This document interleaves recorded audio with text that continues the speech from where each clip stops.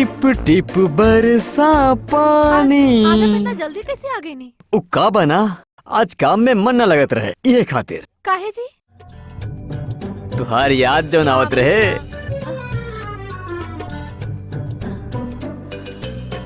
अच्छा, आप थकल लगता नहीं ना? आप बैठी, हम आपके खातिर गर्मा गर्म चाय लेके आवता नहीं। चाय ना, कुछ और पिए के मन करता। आप टाइम भी न देखी नहीं, कबो शुरू हो जानी। बिल्कुल न जाने मन, कुछ तूफानी करे के मन बा, कुछ और करे के मन बा। जाने मन, ये देखी टॉनिक, कोरोना मुक्त टॉनिक।